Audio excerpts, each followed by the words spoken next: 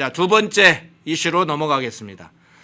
자, 문다혜 관련된 이슈인데요.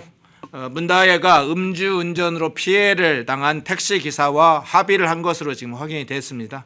지난 9일에 문다혜 측 변호사가 합의를 위해 택시 기사에게 만남을 요청한 것으로 알려졌는데요. 어떤 과정을 통해서 합의를 한 것으로 지금 알려졌습니까? 일단 그 토요일 5일 새벽에 이제 사고가 났죠. 예. 그리고 10월 9일에 그 휴일입니다. 한글날. 한글날에 그 경찰에 출석을 했어요. 택시기사가 출석을 했는데 그리고 나서 이제 언론과 이렇게 여러 가지 인터뷰를 했습니다. 인터뷰를 했는데 그 과정에서 합의를 했는데 그쪽 변호사가 문다혜 씨 쪽 변호사가 연락이 왔다. 연락이 와서 이렇게 만났는데 일단 그 합의금을 얼마를 받아야 되겠느냐고 물어보더라는 거예요. 변호사가 먼저 합의금 얼마나 원하느냐? 물어보더라는 거예요. 네. 그래서 내가 원하는 거 그런 거는 이제 우물쭈물하니까 거기서 그러면은 이 금액은 어떻게 했느냐 하고 제시를 해서 그냥 그대로 받아들였다는 거죠. 네. 그 어떤 협상도 안 하고 그냥 받아들였다는 거 보면은 금액이 좀 상당히 크지 않았나. 그 과정에 어떤 협상이 있었는지 실제로 있었는지를 좀 모르겠지만은 어쨌든 그 택시 기사 이야기는 그것이 제시하는 금액을 그대로 그냥 받아들였다는 거예요. 제일 첫 번째부터. 그러면은 금액이 상당한 액수가 되지 않겠느냐 그런 이제 예상이 나오기 때문에 이거를 이렇게 합의를 한 거죠. 그러니까는 형사 합의를 한 시점이 그때 9일 정도 되면은 그냥 음주운전이 아니고 다른 그 범죄 혐의로 뭐죠 그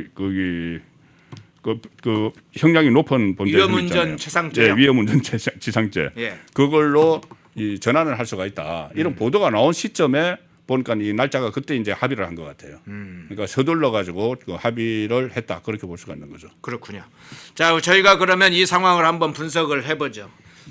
문다혜 측 변호사가 제시한 거 이 정도 합의금이면 좋겠습니까? 그러니까 피해 택시 기사가 그 정도면 좋겠네요. 이렇게 그래서 합의를 했다는 것이죠. 그러면 저 김기현님께서 아까 의견을 주셨던데 상당한 금액이라는 거다. 그러니까 택시 기사가 기대했던 것보다 많은 금액이었기 때문에 그랬을 거다 이렇게 댓글 주셨는데 실제로 그랬을 것 같은데요. 피해본 택시 기사가 본인이 보기에 거절하지 못할 만큼 또는 예상 못할 만큼 사실은 놀랄 만큼의 많은 금액을 제시해서 앞서 얘기한 위험운전 또는 음주운전 치상죄를 벗어나려고 했던 다급한 문재인 측에서는 상당히 많은 금액을 제시했을 거다 이렇게 해석이 가능하겠네요. 그렇죠. 그리고 또 본인들은 어쨌든 이 문제를 빨리 좀 매듭을 짓고 싶을 거예요. 예. 빨리 매듭을 짓고 싶고 또 경찰이 이제 소환이 돼야 하잖아요.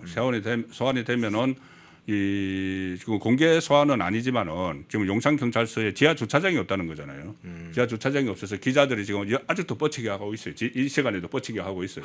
그래요? 언제 나타날지 모르니까. 그게 뻗치기라고 합니까? 기자들 전문용어로 뻗치기라고 하죠. 어디 가서 하염없이 기다릴 때 있잖아요. 누구 이제 나타나기를 기다릴 때. 예. 근데 기자들 뻗치기 한다고 하는데 지금 사회부 기자들 다 하고 있습니다. 그러면은 이게 지하 주차장이 없기 때문에 그때 그 BTS 수가 전동 킥보드 사고 냈을 때 그때도 용산경찰서에 출석을 했는데 기자들한테 다 포착이 됐어요. 거기는 용산경찰서 구조가 그렇다고 해요. 그러면은 기자들 앞에 이제 서게 될 텐데 뭔가 이야기를 하게 되면은 또 피해자와 합의를 했느냐 이런 질문까지 분명히 나올 거거든요. 예. 합의를 했느냐 나올 테니까 그거를 예상을 해서 어쨌든 논란을 이거 빨리 잠재우기 위해서 했으면은 거절할 수 없는 금액을 제시를 했을 가능성이 있는데 또 택시 기사분에 대해서 그렇게 되면은 또 불필요한 오해도 나올 수가 있기 때문에 금액 이야기는 많이 하는 거는 별로 그렇기는 하지만 네. 어쨌든 그때 유광철 변호사를 선임을 했다고 했잖아요. 예. 유광철은 조국 민정수석일 때 그 밑에 민정비서관 했던 사람입니다. 네. 그런 사람들을 다 선임을 하고 하면은 일단 아마 변호인도 지금 호합 하나로 좀 꾸리고 있을 것 같아요. 그렇다면 여기 이번 사건을 또 어떤 수습하는 과정에서도 좀 일정 부분에 돈으로 좀 막는 그런 방안도 좀 검토를 하고 있는 것 같아요. 예. 그러면 피해 택시 기사가 이제 합의금 언론에 합의금 액수는 이제 공개하지 않았습니다. 밝히지 않았는데 액수가 얼마인지 이런 거에 관해서 뭐 너무 민감하게 반응할 문제는 아니라고 보긴 하지만 이 합의금 공개하지 않은 이유는 당사자가 이제 사실 공개하는 게 좀 개면적인 문제도 좀 있겠죠. 그렇죠. 근데 문다희 측에서도 변호사가 이 합의한 것은 외부에 알리지 않았으면 좋겠다. 뭐 꼭 그렇게 알려지면 또 그 자체로 논란이 되니까 그냥 합의하는 것은 서로 알리지 말고 하는 게 어떠냐 이렇게 사실은 요청했을 가능성도 있잖아요. 그렇습니다. 그거야 뭐 분명히 그 변호사가 그 택시 기사에게 이것은 좀 액수는 좀 항고해 달라고 뭐 이야기를 했겠죠. 이야기를 했는데 이제 택시 기사 굳이 이제 택시 기사 분이 얼마를 받았는지 이런 부분보다는 최근에 문다혜와 관련한 여러 가지 돈과 관련한 의혹들이 너무 많잖아요. 예. 의혹들이 많고 뭐 저수지 이야기도 지금 나오고 뭐 그 비자금 이야기도 나오고 막 하기 때문에 어쨌든 그런 돈이 최근에 들어서 돈이 좀 풍족해진 것 같아요. 돈이 지금 계속 보도가 나오는 거 보면은 네. 오피스텔 또 이야기도 나오고 네. 어떤 전세 집을 또 했다는 이야기도 나오고 전체 합해서 한 12억 정도가 불분명한 돈들이 막 있더라고요. 그러면 그런 논란이 일어나고 있는 상황에서 비자금 논란도 있고 막 일어나고 있는 상황에서 이게 또 합의금이 논란이 불거지니까 거액의 합의금 줬으면 그 돈은 또 어디서 났냐 이렇게. 그런 가능성도 저는 있다고 봅니다. 그런데 그만큼의 액수 일가는 좀 뭐 나중에 봐야 되겠지만은. 네, 그런 논란을 맡고 싶지 않았겠죠. 근데 택시 기사가 이제 지난 9일에 용산 경찰서에서 조사를 받았는데 당시 택시 기사는 그럼 음주운전 사고가 났을 때 문다혜가 어떤 상태였는지 그리고 문다혜가 당시 어떤 이야기를 택시 기사한테 사고 당시에 했는지 이런 부분은 언론에 어떤 내용으로 공개됐습니까? 그러니까 여러 언론에 이야기를 했는데 이제 상황을 종합해 보면은 이제 추돌 사고가 났고 그래서 이제 택시 기사가 가서 이제 그 운전석 쪽으로 가니까 한 3분 동안 문을 안 열었다고 그래요. 그런데 3분 후에 이제 문을 열고 나서 문을 열었는데 일단 술 냄새가 확 나더라. 그다음에 눈이 거의 감길 정도였다. 그리고 말을 이제 제대로 하지 못할 정도였다. 그렇게 그 만취 상태였죠. 혀가 구부러져 있었는데 첫 마디는 그러니까 택시 기사가 이거 어떻게 하죠? 이제 조절을 했으니까는 그러니까는 문다혜 씨가 어떻게 했으면 좋겠어요. 이렇게 반문을 했다는 겁니다. 반문을 했다. 그런데 택시 기사가 보니까 아무리 봐도 대화가 안 되니까 정상적으로 대화가 될 상태가 아니다. 상태가 아니니까 이제 경찰에 신고하러 갔던 거죠. 예. 그렇군요. 자 피해 그리고 이런 말도 했습니다. 예. 그 사고 당시 이 차량이 시속 40 내지 50km 정도의 속도를 냈는데 네. 제 차를 안 받고 택시 기사 제 차를 안 받고 사람이라도 쳤다면 큰일 날 뻔했다. 그나마 거기에 예. 그 택시하고 부딪혔기 때문에 그렇지 만일 그런 상황이 없이 계속 운전을 했다면 네, 택시 기사가 그렇게 이제 느낀 거죠. 그 정도 치명적인 사고가 났을 수도 있다. 그렇죠. 그리고 그 접촉 사고 나기 전에 좀 행인들이 위험했던 순간도 있었거든요. 그런데 그 이제 택시하고 추돌을 했기 때문에 그것은 멈춰서 그렇지 정말 주행을 했으면은 그리고 또 문다혜 씨가 그 11번이나 과태료를 부과될 정도로 모범 운전자가 아닌 것 같아요. 네. 그리고 뭐 이렇게 보니까는 버스 전용차로 끼어들기 이런 것도 있었기 때문에 이게 운전도 평소에 조심스럽게 하지 않는 스타일인데 몸을 가누지 못할 정도로 만취가 됐다고 하면은 정말 위험할 뻔한 거죠. 그렇군요. 자 피해 택시 기사 경찰에 상해 진단서를 제출하지 않을 것으로 지금 알려졌는데요. 그러면 문다혜 측과 합의가 됐고 상해 진단서를 제출하지 않으면 원래 위험운전 치상죄 적용 문제가 조금 제기가 됐었는데 이게 상해 진단서를 제출하지 않으면 이거 적용인 현실적으로 어렵다고 보시나요? 지금 경찰에서 뭐 그렇게 이야기를 하고 있어요. 예. 그때 경찰에서 브리핑할 때 뭐라고 했냐면은 이 상해 그러니까 위험운전 등치사상의 혐의인데 이걸 적용을 할 수 있냐고 물어보니까 그때 경찰에서 이것은 이제 합의 부분도 중요하다는 이야기를 했거든요. 그 이제 양쪽에서 이제 어떤 피해에 대해서 합의를 하는 그거 부분을 좀 봐야 된다는 이야기를 했는데 실제로 그런 이야기가 나오고 난 그 시점에 이거 합의가 이루어졌어요. 그러면은 그러니까 미제출 시 이 위험운전 등 치사상을 적용할 수 있다 이렇게 이야기했는데 제출을 했기 때문에 제출을 했기 때문에 그냥 그 단순한 음주운전으로 이렇게 처리할 가능성이 높다고 지금 그 법조계에서는 그렇게 보고 있습니다. 예. 그런데 지금 이번 주에 이제 경찰서 조사가 본래 소환 조사가 있을 것이다 이런 예측이 대부분 많았잖아요. 근데 사고가 난 후에 지금 2주가 지금 됐는데 아직도 문다혜가 출석하지 않고 좀 버티는 상황인데 이미 변호사도 섭외가 됐고 선임을 했고 준비가 뭐 사건 자체는 분명하기 때문에 출석해서 바로 사실관계를 밝히고 그에 따라서 처벌받으면 처벌받고 뭐 형량 기소가 되면 기소에 따라 대응을 해야 될 텐데 지금도 계속 안 나오고 버티는 이 상황은 뭐 말 못할 사정이 또 있는 것인지 어떻게 보세요? 워낙 이 미스터리한 인물이고 예. 그 주변에 그 이상한 그 이해하지 못할 일들이 많이 벌어지기 때문에 저는 일단 경찰에서도 좀 서둘러야 된다고 봐요. 이게 국민들이 여러 가지 의혹들을 가지고 있고 또 어떻게 보면 루머 같은 것도 막 퍼지고 있는 상황인데 네. 경찰이 빨리 이것을 소환을 해야 되는데 아마 이 버티고 있으니까 못 하겠죠. 경찰 쪽의 사정이 아니고 그 문다혜 씨 쪽 사정으로 보이는데 저는 아마 이렇게 버티는 이유가 좀 관심이 멀어질 때까지 기다리는 것 아닌가. 관심이 이제 좀 이슈가 아무래도 다른 이슈들이 막 생기면은 네. 문다혜 씨 건 좀 덮어지잖아요. 그때를 기다리는 것이 아닌가. 그리고 또 하나는 이 검찰하고 검찰 조사가 또 맞물려 있어요. 네. 검찰에서 그때 마지막으로 그 신우석 씨 그 진인식 담당 행정관을 소환을 하고 나서 또 얼마 전에 백운우가 압수수색을 하고 막 했잖아요. 네. 그러면 이제 남은 것은 문다혜 씨부터 차례로 문재인 일가를 소환을 하는 건데 그 검찰 소환도 지금 임박했다는 거거든요. 그래서 검찰 소환도 검찰에도 가야 되고 경찰에도 가야 되고 이런 상황인데 일단 경찰 거는 좀 그 관심에서 멀어질 때까지 기다리기 전략 아닌가. 그 상징적으로 말씀드리면은 이 용산경찰서에 뻗치게 하는 기자들이 없어질 때까지 기다리는 거 아닌가 그 생각이 들어요.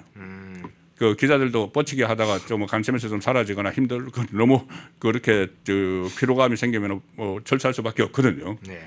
어쨌든 다른 이슈가 네. 터져서 좀 덮어지고 국민들도 관심을 좀 세간의 비난이라든가 관심이 좀 멀어지기를 좀 기다리는 상황이라고 봐요. 그런 상황으로 보입니다. 예.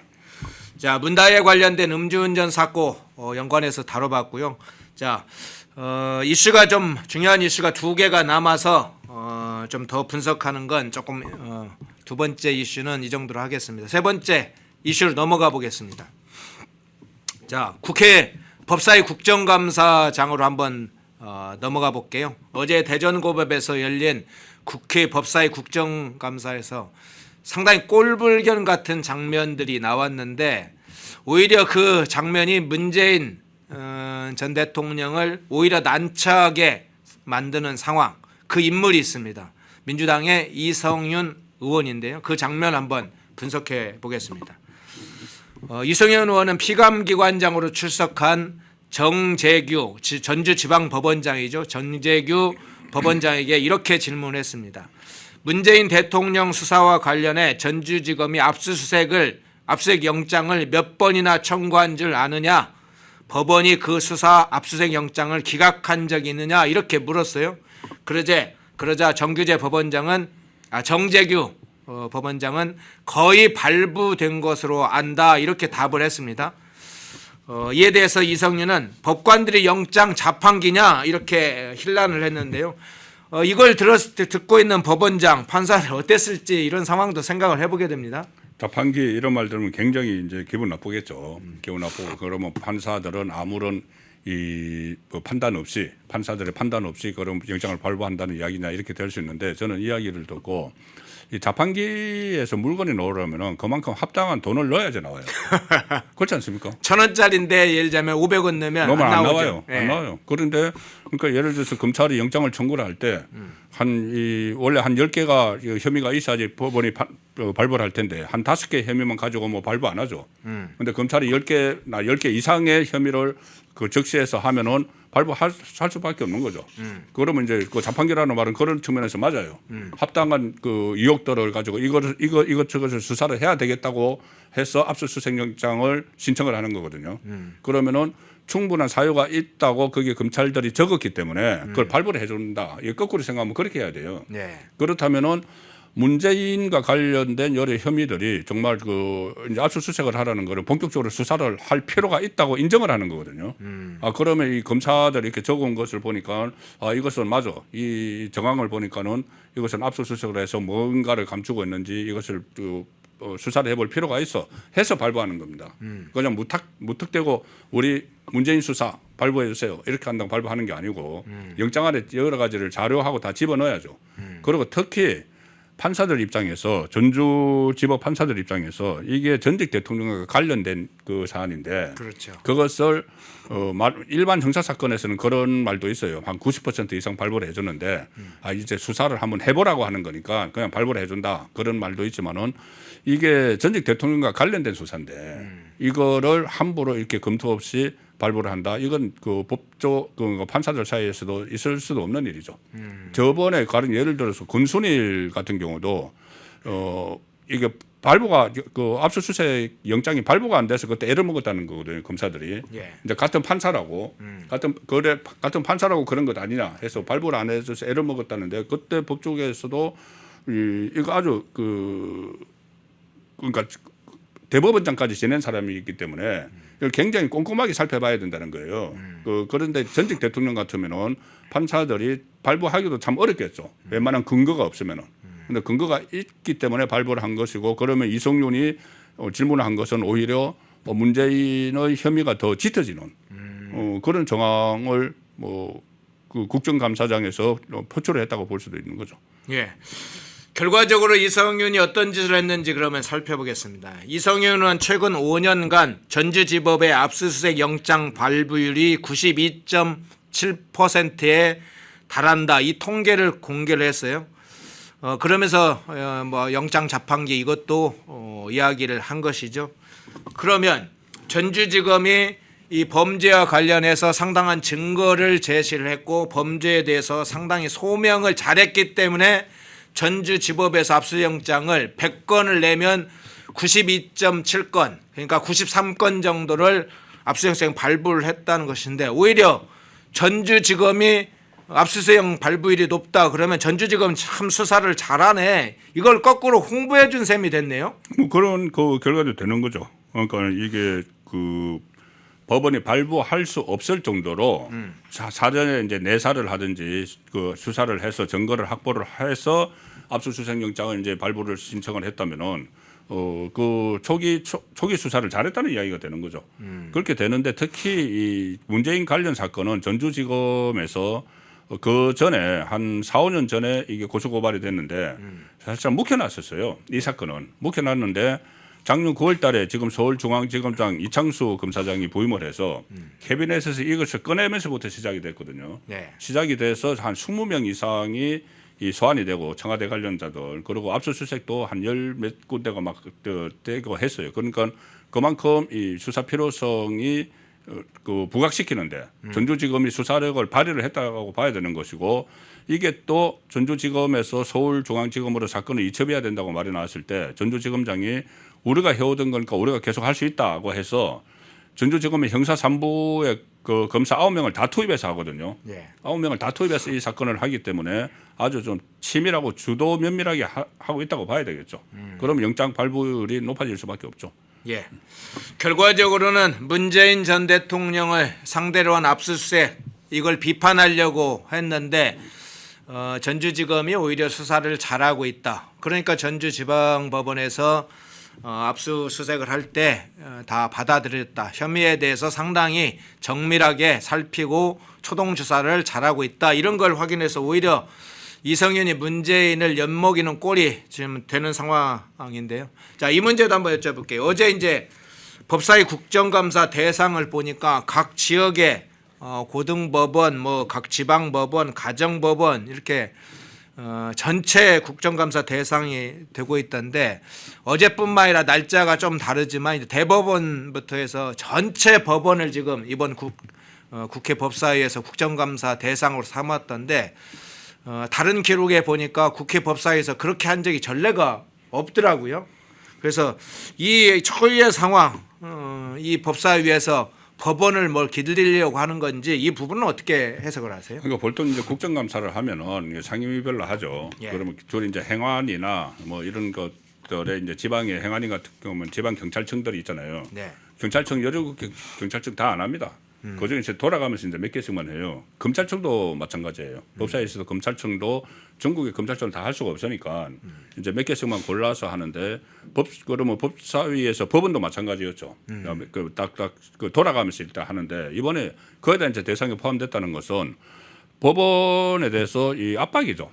이제 1심 선고 2개 앞두고 조금 전에 말씀드린 대로 대북 송금도 1심이 굉장히 빨라지거든요. 네. 그래서 지금 그 민주당이 그 법원에 대해서는 회유와 채찍을 동시에 하고 있어요.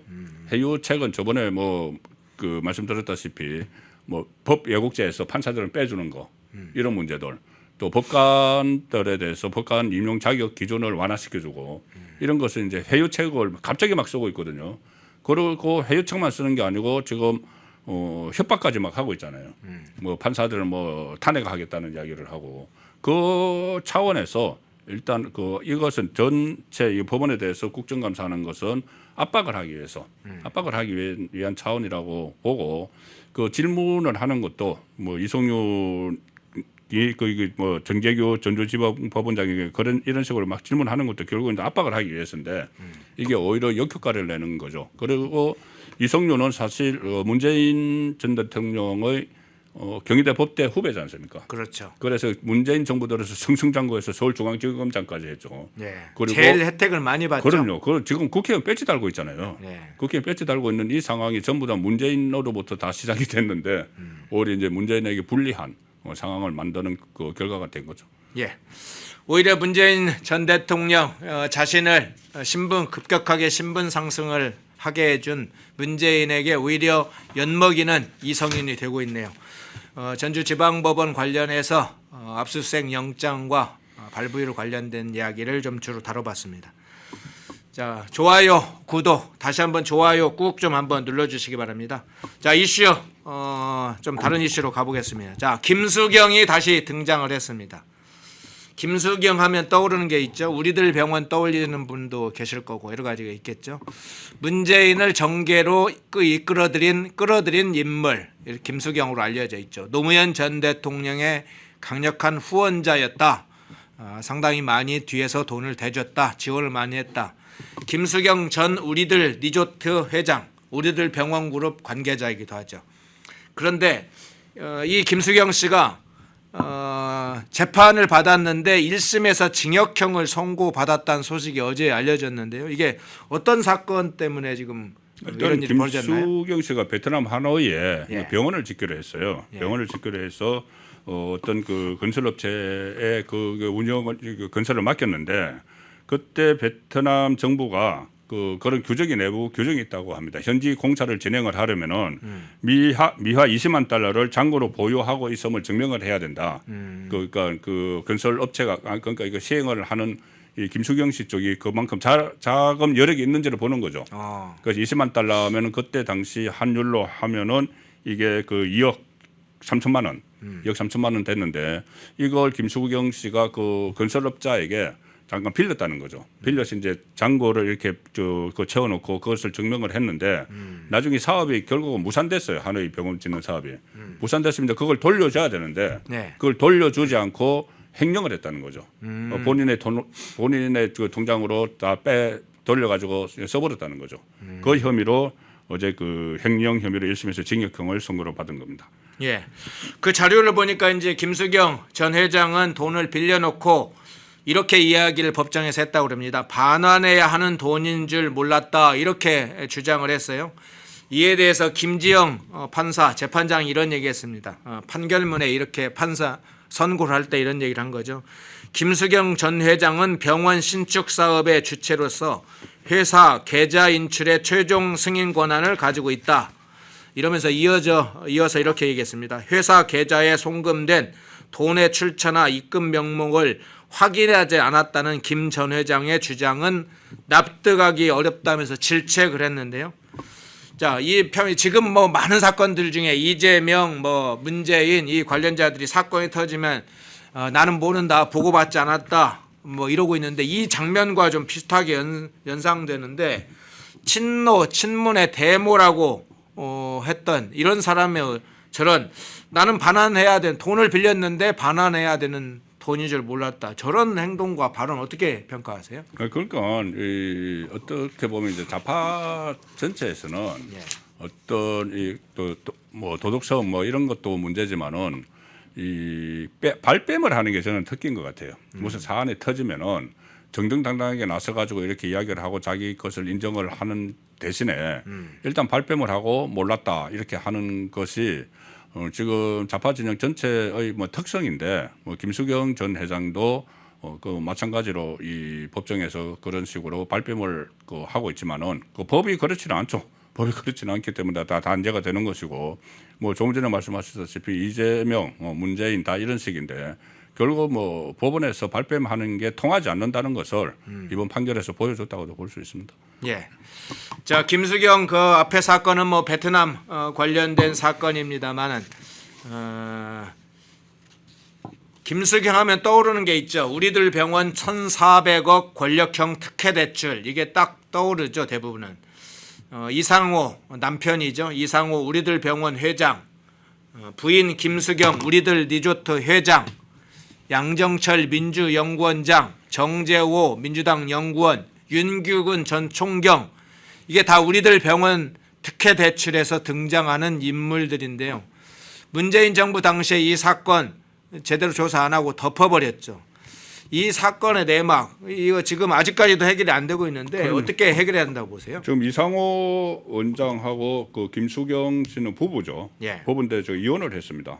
근데 이상호 원장은 그 노무현 전 대통령 주치의였고, 그다음에 이게 조금 전에 말씀하셨다시피 김수경 씨는 친노의 대모다. 근데 노무현 후원자 또 문재인을 정계로 끌어들였다. 뭐 이런 평가를 받는 사람이에요. 이 2014년에 내 친구 노무현 이런 책도 썼고, 예. 그리고 문재인의 운명 그 책도 이제 감수를 하고 했는데 어쨌든 그때 2019년입니다. 문재인 정부 때 그때 우리들 병원의 산업은행 특혜 대출 사건이 있었는데 뭐 신한은행도 그때 뭐 끼어들고 막 해서 굉장히 복잡했어요. 그런데 이것을 그 경찰이 그 사건을 수사를 하고 나서 기소 의견으로 검찰에 송치를 했는데 검찰이 이걸 계속 뭉갭니다. 그때 당시 문재인 정부 검찰에서 뭉개다가 공소시효가 다가왔다고 그래서 이게 무혐의 처리를 해버려요. 그런데 이 과정에서 이것을 검찰이 뭉개고 미적거리고 하는 과정, 그리고 또 신한은행과 이 산업은행 사이의 이렇게 어떤 마찰이 있었던 그 과정에서 청와대가 조직적으로 개입을 했다는 거죠. 문재인 정부 청와대가 조직적으로 개입을 했는데 그때 개입을 한 사람들이 뭐 양정철 그리고 정재호 민주당 의원 그리고 윤규건 전 총경 있지 않습니까? 민정수석실에 있던 윤규건. 그렇죠. 버닝썬 사건에서 경찰총장으로 불렸던 그 윤규건. 그리고 또 이 윤규건이 소속된 그 부서가 그때 백원우 민정비서관사나 있어요.